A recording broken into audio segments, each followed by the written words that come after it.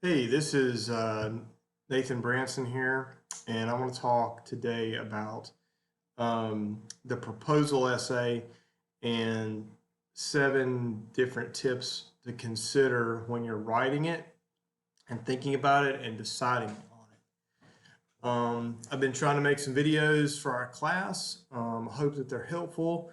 I'm not a YouTuber. I'm not as entertaining as some of the people who are on YouTube, but I'm going to try to keep it short and concise. And 6 of the 7 things that I'm saying, if you find that reading something is better than YouTube videos, is posted on Moodle. So you can read this 6 of the tips that I'm going over right now on Moodle. The problem solution essay or the proposal essay is something that is common. It's in our textbook, but the structure of this is something that you can use to communicate in many different fields. And so I first saw this structure when I was probably about 19 years old. And I had a pastor at my church who was incredible at just communicating about the Bible. So he was a great teacher. And so I'd go to church every Sunday. And from the time I was probably 13, when he first came to the church my family attended, I always heard what he said, and I really connected and understand what he was talking about. So there wasn't he wasn't boring. He wasn't a boring speaker. Previously, when I was younger than that, maybe it had something to do with my age, but I just didn't pay attention to whatever the sermon was. And, if you're unfamiliar with Christianity, a sermon is probably about 30-minute talk or lesson about the Bible. So this structure of thinking can apply to many different ways. And the first time I learned about how my pastor did public speaking, this is a great public speaking method, problem solution, was whenever I asked him when I was 19, I said, how do you organize what you teach? And he said that he organized his sermons or his speeches. He took a problem in society, and then the solution he got was from the Bible. So it looks something like this. If you can read this. So he had the problem in society, and then how the Bible, gives an answer. Gives an answer. Okay, there we go. So it was effective. So whenever I would hear him speak, I would just what you want whenever you're public speaking is for the audience to forget that they are there. They're so interested in what you're saying that they don't want to stop and do anything else. So this is the way he did public speaking. And I think this is obviously the way we're writing this paper, but you could use the same method, this rhetorical method of presenting a problem and then presenting a solution, okay? And so that's what we're doing for this essay. And because of what my pastor said when I was 19, I've always thought about things in a problem solution manner. It's a way of thinking, and I think it's very productive in many different ways. Public speaking, philosophical thinking, problem solving, communicating with people who don't understand where you're coming from. If they understand the problem, they're going to be more attracted to what your solution is. And so that kind of runs into the first thing. And the reason I like teaching this essay is I think it's very practical for any kind of communication beyond just writing. If the audience understands, if they feel the anxiety of the problem, then they'll want to know the solution. And so the first thing I want to mention, number one, for the first part of understanding how to do this proposal essay, is to establish your problem well so that you're your audience will want to listen to your solution. And so, like my pastor said, he would oftentimes say, "Hey, here's the problem in society," and then he would establish that, and then maybe tell a story, and then he would say, we would be like, "Oh, that is a real problem in society. We do see um, conflict, maybe within the family," and then he would present how the Bible addresses conflict within relationships or friendships or things like that. Um, so it was a template, really. Another quote I want to share with you: "A problem well defined is half solved. A problem well defined is half solved." So if you're able to clearly identify what the problem is, then you're halfway towards maybe finding a solution. So you probably, I think it's natural to want to rush into the solution part of your essay. So the second paragraph of this essay needs to be an establishment of the problem. What is the problem? Your reader might not see the problem or know about the problem, or they might have a very shallow knowledge of the problem. So you need to explain to them in a way that is, brief, but also has depth about why this problem matters. Okay. So in a way, if for me, my parents are not divorced. Okay. So if you're going to talk about divorce and what impact it has on a kid, it's not a good thing for a kid. Harder for a kid to grow up in a family that's divorced. So if you are going to talk about a solution for kids who grew up in a family of divorce, then you want to make sure that the reader understands this is the perspective of a kid whose parents divorced. I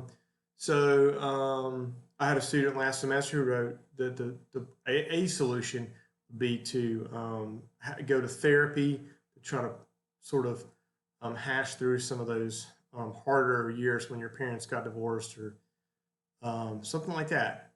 I don't understand that totally. My parents are together. So you want to establish that for people like me who might not understand why a kid who has divorced parents would need to go to a therapist. Okay. A problem well defined is half solved. So if I understand that problem of divorce and how that can have effects later in life, I'm going to be more interested. Along with that, if your problem is established, your reader will want to know an answer. They'll be like, "Oh, this is concerning. This sucks. How do we get over it?" If you just leave them with no solution, they might not be as pleased to hear what you have to say. Okay. Another thing is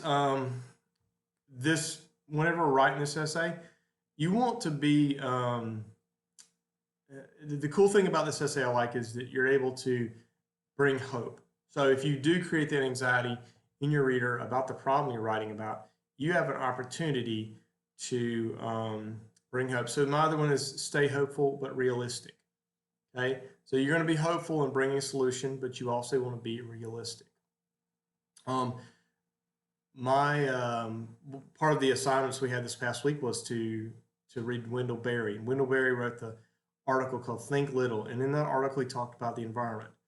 I wasn't as interested in what he was talking. I think what he said about the environment was really good, but my purpose for having you read that was to have you think about what he said about picking up trash yourself and organizing a group of friends yourself, as opposed to assuming an organization is going to do it. So you want to be realistic.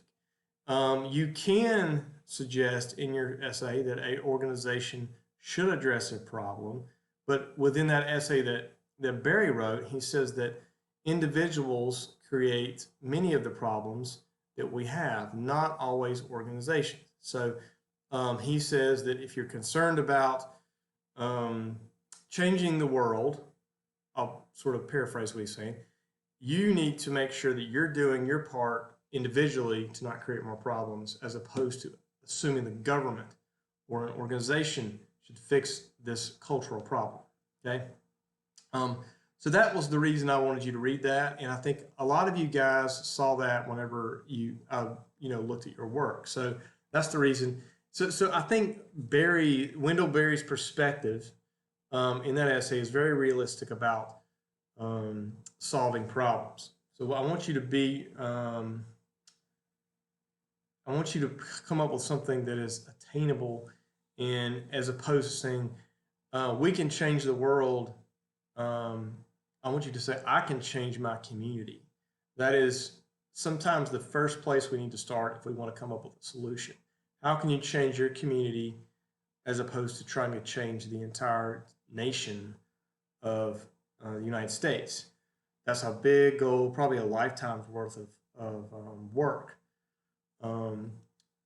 So I am skeptical of you changing the world. I'm skeptical of that, and I think we need to question that, because changing things takes time, effort, money, and lots of hard thinking. And so we need to think, kind of like Wendell Berry was saying, how can you do something in your community first, or change you? How do you change yourself first? My third tip is the SMART acronym. Hope this comes up clearly. And the SMART acronyms is really helpful in business. If you are doing something I've seen this used in many different contexts, in business, in student meetings. Just new ideas need parameters. Okay, so if you're coming up with a solution, you want to make sure what you're talking about is specific, measurable, attainable, relevant, and time bound. So when I say specific, make sure if you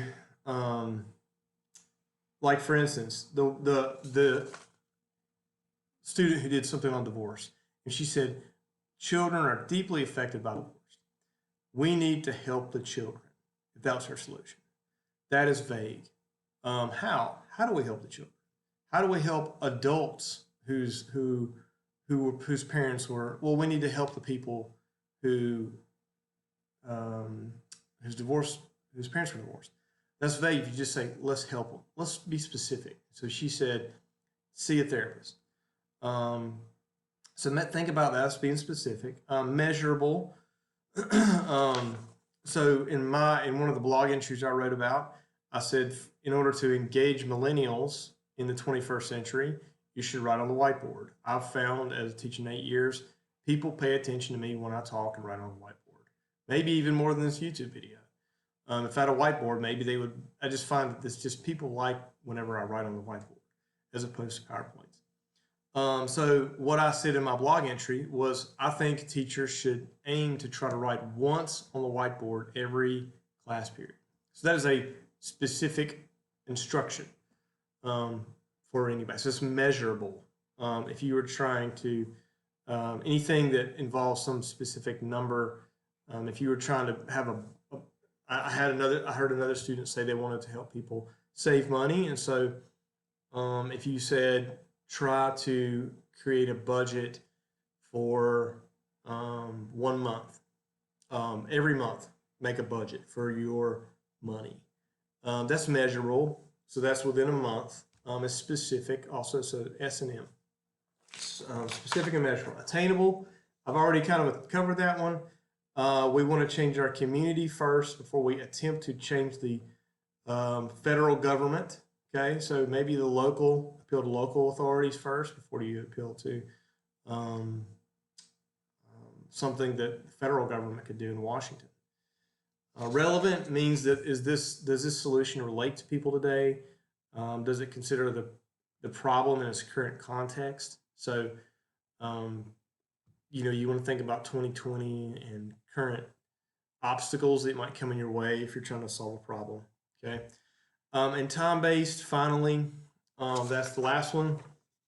That means that you want to have a timeline. So if, again, sort of going back to a budget, if you were going to say people in America struggle with wasting money, they need more money, One of the best ways to do it is have a budget. I've seen some students suggest that. So again, you would say um, maybe a weekly or a monthly time. That would be the goal. Okay. Or even time based being how often do you want to go see a therapist? So any details like that are helpful. So if you want to say see a therapist maybe once a month. I have a friend who goes and sees a therapist once a week.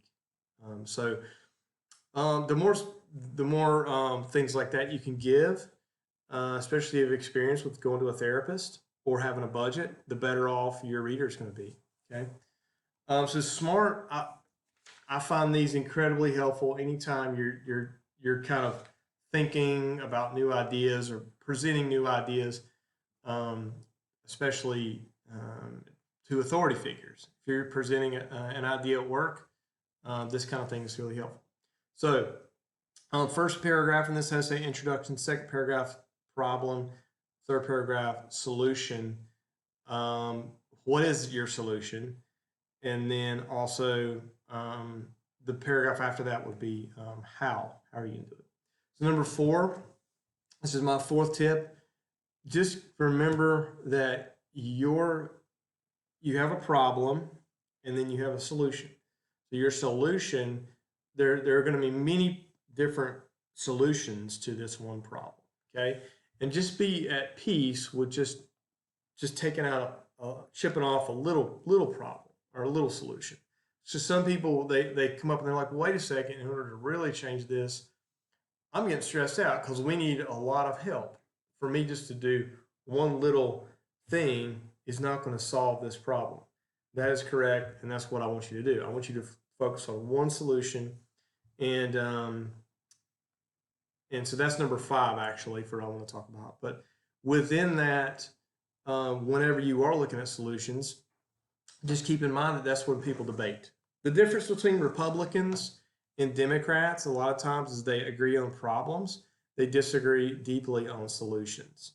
And so a lot of times we see the same problems, but the way we solve those problems are deeply different. So number 4 is, if you want to understand politics, you want to think about it like that. We disagree on the solutions, and that's okay. And in some ways, you can look at your essay as an argument that your solution is the most is worthy of attention. Okay, if you think about, I want to go into that. I'm gonna try to sum this up. One last thing, I want you to choose one solution. Just like I said, focus on one solution. So I'm expecting you to write 3.5 pages. And so that means when you get to that solution, you want to go into detail about it. Okay. So if you did want to do a budget, think about how do you do a budget? I'm honestly not that great at budgeting. And I kind of manage my money in my own way. But if you went and wrote it down, maybe you could talk about Excel sheets and paychecks and how you divvy up your specific monthly income into those little aspects of your life, like rent, food, car payments, things like that. So go into the details. So once you get that one solution, you want to go into details. What I don't want you to do is, if you're going to try to solve something like, if the problem related to that was America, some people don't make enough money. If you try to write in the same essay raising minimum wage and making a budget, those are 2 solutions. So you want to pick one. You don't want to try to do both. So if you want to go into raising minimum wage as a solution, well then you should go into that and talk about maybe how you might appeal to the North Carolina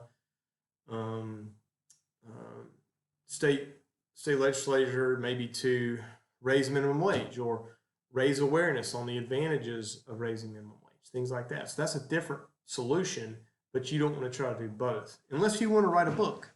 And I don't think you want to do that right now during the end of this semester if you want to try to write a whole chapter of the book. So that's another chapter. So one solution, please think about that. And number 6, you need to go in. I've already kind of said this, third paragraph. You want to go into detail about how to do this. So, like I said, with making a budget, you need to do some research on how to do a budget. So, talk about that. Help us understand how do we do that. If you want to prevent teen suicide, that was another topic that I had students talk about. How do we raise awareness? Okay, you say we need to raise awareness about teen suicide. Well, how? How do we do that? Do you get some friends together and try to do something on social media? Do you try to work with your local school counselor on high school counselor or middle school counselor to have some talk to every class in the high school, for 5 minutes about teen suicide? That would be something that will be really cool. So maybe if you had more informative ways, and even in raising awareness, how do you do that? So those are almost like 2 different solutions. If you try to go into the high schools and have the high school counselor talk to each class every year or every semester for 5 minutes about teen suicide. Now that would be really cool.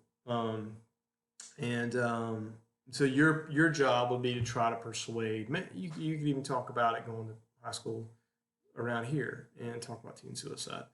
Or if you want to do something on social media, if you wanted to create your own Instagram account that helps inform people about teen suicide, that could be something that you could do. So those are sort of practical, on the ground kind of things. Okay, and so think about that. And I want you to think of yourself as a leader in this. So think of yourself as a leader. And if I'm the leader, what do I do in Carteret County or Craven County or whatever county you're doing this in? How do you execute that here locally? Okay, so the other assignment I had you guys do, big solution versus local. I want you to try to lean towards the local solution in making this happen. Okay, making your idea happen. Okay, finally, you need a thesis statement. That's the last thing I want to say. I'm going to read out to your proposal essay needs a thesis, and it's going to mention the problem and the solution. So it needs to mention both. So here's one about, here would be my solution for the blog entry. While teachers sometimes have a difficult time keeping students engaged in the 21st century, that's my problem. Writing on the whiteboard is one method teachers can use to be an effective teacher. Okay, so that's kind of a real basic thesis statement. So I have the problem and then solution. So I have that posted on Moodle if you want to look at that and use that as a template. Another one, while teen suicide has risen in the last 15 years, advertising help for suicide or suicide helplines on social media might be one way to connect those who need help. So again, that's going specifically at your solution being advertising or awareness. But the main thing with this thesis statement is you state your problem and then your solution. Okay, real concise. And so you want to make sure that you have your thesis statement at the bottom of your introduction paragraph. So introduction, have your thesis statement at the end. The next paragraph is going to be about the problem. The next paragraph is going to be what is your solution, and then how. How do you do your solution, and then you have your conclusion. Okay, so that's an overview of your proposal essay. Hope this is helpful. As you know, email me if you have any questions. And yeah, thank y'all.